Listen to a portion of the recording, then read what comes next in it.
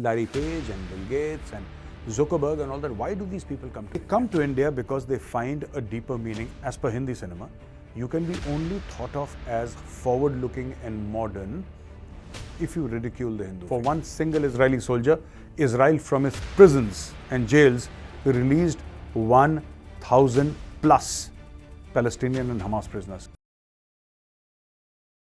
Jai Hind friends, I'm Major Gaurav Arya and you're watching the Chanakya Dialogues English. Like this video, subscribe to our channel and don't forget to press the bell icon. There's been a lot of talk about this movie Oppenheimer, and people say that it has been nominated for over a dozen Oscars, I think 13 to be precise. 13 Oscars it has been nominated for, and people are assuming that it will win quite a lot of Oscars. Now, here is a little bit about Oppenheimer that I find very interesting. I have lots of other news for you today also, but let's start with Oppenheimer, the person. Not the movie, but the person. I think after this movie was released, a lot of people started reading about him. We had already known about him because, we studied history of the Second World War and how he was involved in making the atom bomb. And, Oppenheimer was an avid reader of the Bhagavad Gita. And he actually used to read translations of the Bhagavad Gita. And here are my notes, and it's very lovely. Just stay with me and I'll tell you.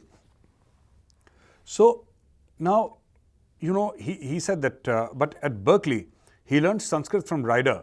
So there was a person, Ryder, and they would rehearse and they would talk about the Bhagavad Gita and they would talk about shlokas in Sanskrit.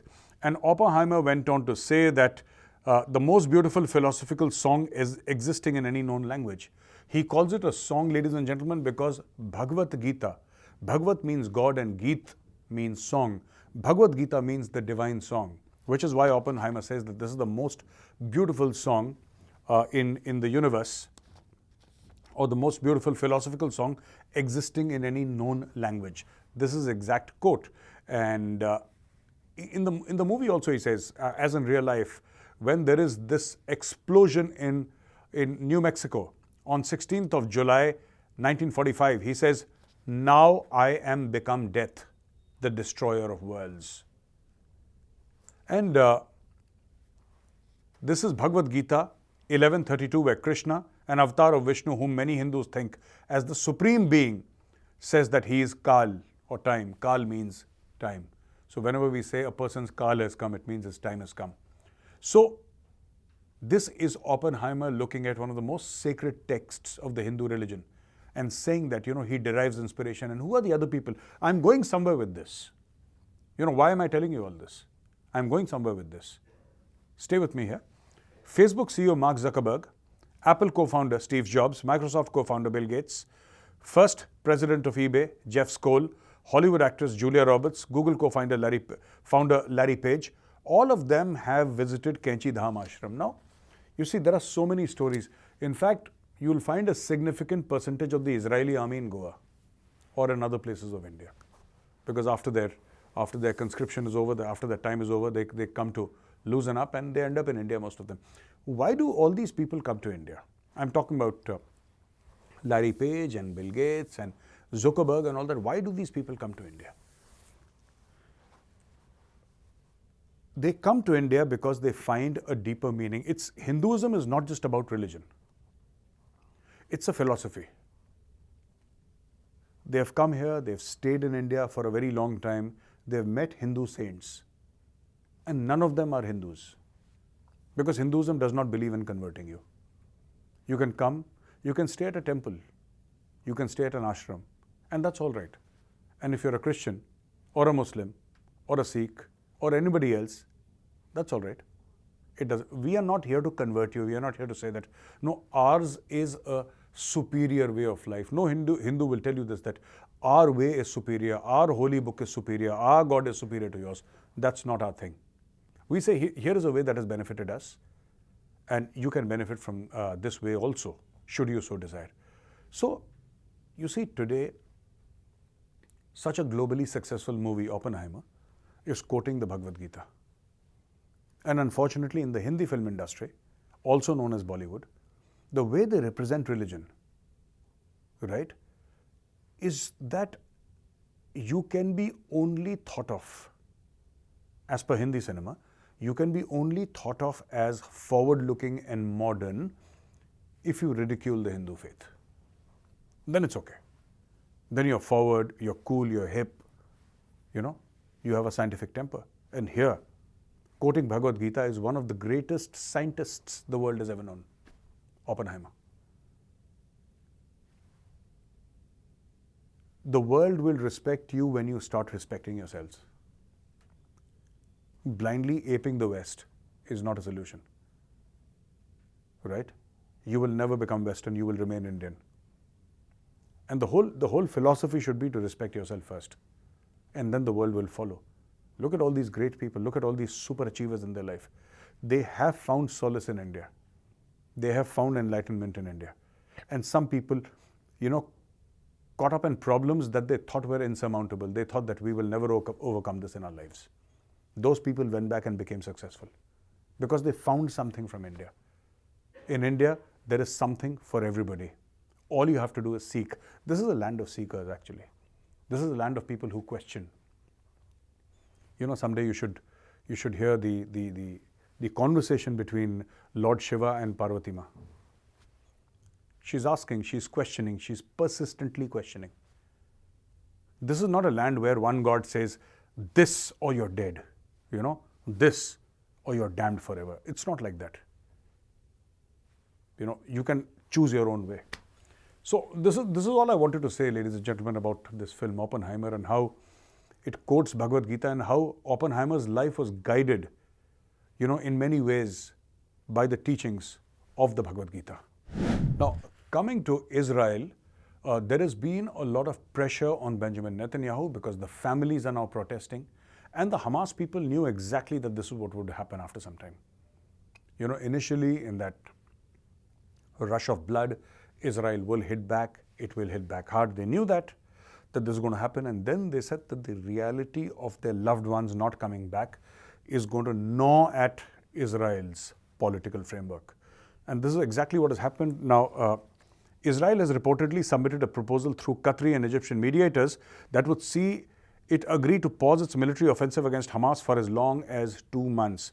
Now, there are more than 136 or about 136 hostages in Gaza who are being kept by Hamas, and the proposal does not include an agreement to end the fighting.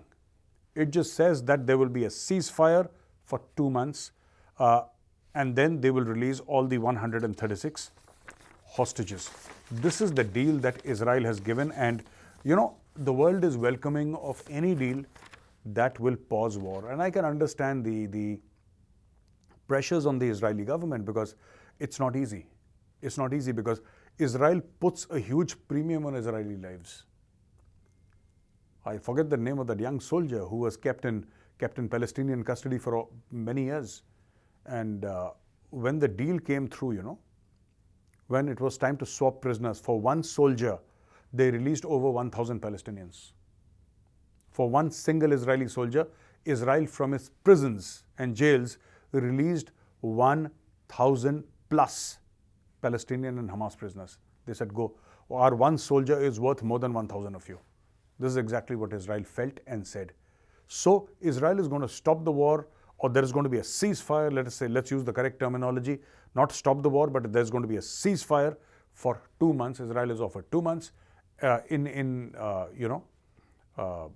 getting all the prisoners, POWs back, or the prisoners back, the people who were kidnapped actually. There is no POW in the sense that Hamas is a terror organization, not an army. But whatever the nomenclature, they want to get the hostages back. And then Israeli media has reported that Hamas is not agreeable to this proposal, and Qatari and Egyptian mediators have not notified them of Hamas's rejection on the 2-month ceasefire deal proposed by the Israeli government. According to the official, Israel is still waiting for Hamas' response. Now, this is something that Israeli media is saying. Because I'll tell you what is happening here. Hamas knows very well, right? They know that 2 months will pass. And they know that Netanyahu is threatened to death. He has told them that each one of you is a dead man walking. And they know that what Israel is doing is giving them a temporary sort of breathing space. But after 2 months, when all the prisoners have been released, they will come at them hard. And this has been Israel's policy. So if anybody from Hamas thinks, whether he's living in Qatar, whether he's living in Turkey or any other country, if that person thinks for a moment that this war will end and people will come and mediate and everything is going to be as before, no. They will kill you, they will find you and they will kill you. That is what the Israelis did to everybody. People who were involved in the Munich massacre, every last one of them was hunted down. It took Israel 10 years, 20 years. I don't know how much time it took. It took them a very long time, but they hunted down each and every single person. I hope they realize that this is how it will end as far as Israel is concerned. And news from the United States of America, ladies and gentlemen, is that Donald Trump wins the New Hampshire GOP primary. Nikki Haley heralds Biden win. Nikki Haley says, okay, this is funny because Nikki Haley, who's a Republican, she says that if Donald Trump wins, it's a win for Biden. I don't know why she should say that, Biden and Trump hate each other. And Biden is a Democrat, Trump is a Republican. And it looks like to everybody, I've been speaking to a few American friends, I have family members in the US, and all of them think that, and some of them are Trump supporters and some of them are not. But without exception, everybody says that, yeah, Trump will win. That is what they feel. They say that Trump will win. And so, number one, what this has done is that Trump is going to be the presidential candidate from the Republican Party. That much is sure. Now, he faces off with Joe Biden. I think by the year end, they should have something out. And again, another thing that is happening is very important is Jeffrey Pyatt, top energy diplomat from US, to visit India on January 26th. And according to the US Department of State, New Delhi, Assistant Secretary of State for Energy Resources, Jeffrey R. Pyatt is set to speak on 2 panels at India-US Forum focusing on shared energy priorities. So obviously shared energy priorities, which will also mean Russia and Ukraine, I'm sure, because that is a significant and substantial part from where the world gets its energies, Russia. And also about oil prices, also about alternate energy, also about nuclear energy. India is tying up with the Russians, India is tying up with the Americans. India needs nuclear energy to power homes more efficiently, minus fossil fuel. And this is what India is aiming for. So that's all I have for you in the news today, ladies and gentlemen. And thank you for watching this video. If you like this video, press the like button. Subscribe to our channel. Don't forget to press the bell icon. Jai Hind, Vande Mataram, Bharat Mata ki Jai.